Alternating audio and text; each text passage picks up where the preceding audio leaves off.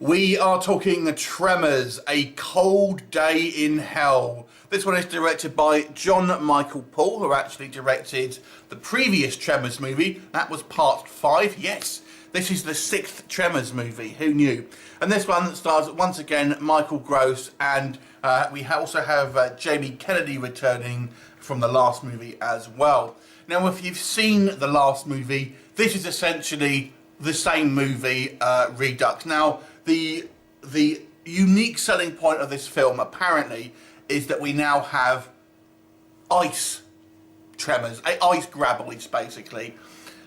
These things are now apparently affecting the snowy wilderness of Canada. However, if you are expecting to see graboids in the kind of in glaciers, in the icy wilderness, prepare to be disappointed. This movie was shot in South Africa, and while South Africa does get a little bit of snow in the mountains, it does not get.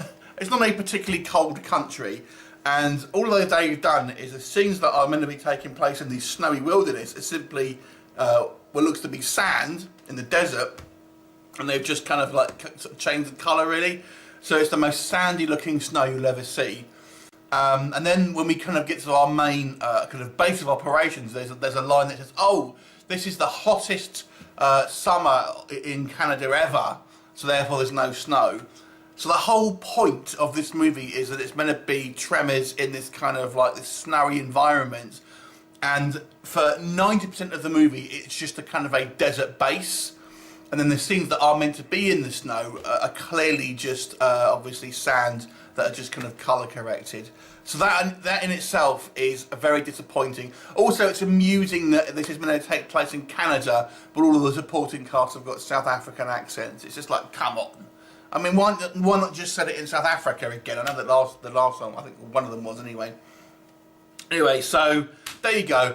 And then does this movie do anything else that makes it unique? Not really. We do have a female character here that is the offspring of Kevin Bacon and is it Rhonda Mitchell? I can't remember the actress's name, who was in the first movie. So that's kind of nice to get a bit of a callback from the first movie. We have the daughter of those sort of characters, which does make it quite a nice callback to the original films. There is something that happens to Burt Gummer that maybe kind of adds a new element to it. I won't say sort of what it is. Kind of think Alien 3 maybe. That in itself is really only a kind of a B plot, to be quite honest with you. The actual effects themselves, I will say this, I think when we see our graboids on screen, I've got to say I was quite impressed with the effects for a clearly kind of lower budget, straight to VOD movie. I actually thought the graboids looked pretty good. The CGI on them was very impressive. Now, they do tricks so they don't have to have them on screen for a lot. Obviously, we'll just kind of see the bumps underground and stuff like that. So, when our actual graboids that we see on screen probably equal to no more than 5-8 minutes or something like that. So, but when they are on screen, they do look good, and obviously you can kind of get away to a certain degree with having this kind of like just the kind of the dirt or water kind of like flying around. The other thing I would say, Nate, as well, is I don't think I've seen all the Tremors films. I've seen some of them. The first one is a classic, if you ask me. The second one is still pretty good because obviously we got Fred Ward in that one. And then afterwards, to me, they were kind of slowly declining. Well, not that slowly, to be fair.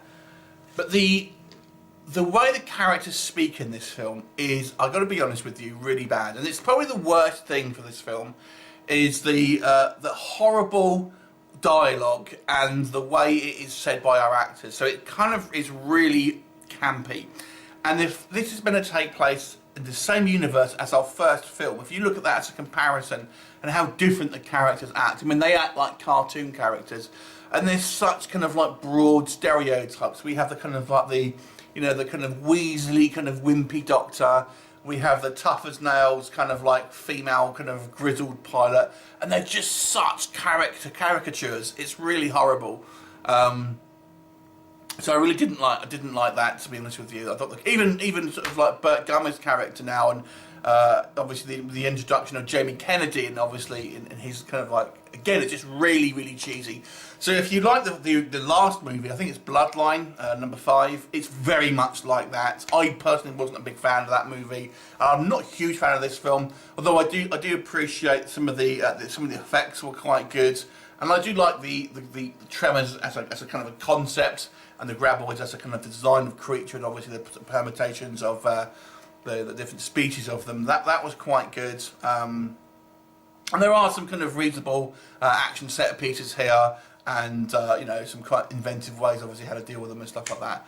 But overall, it's really just a kind of humdrum, straight to kind of VOD sequel that really doesn't offer anything new, and it's really kind of can't hide the fact of some of its kind of like cheapness and kind of like non-movie magic, shall we say. So I'll give it a 5 out of 10. It's okay if you like the last one, but if not, then don't be expecting it to change your mind. Leave me a comment and I'll look forward to seeing you next time. Bye for now.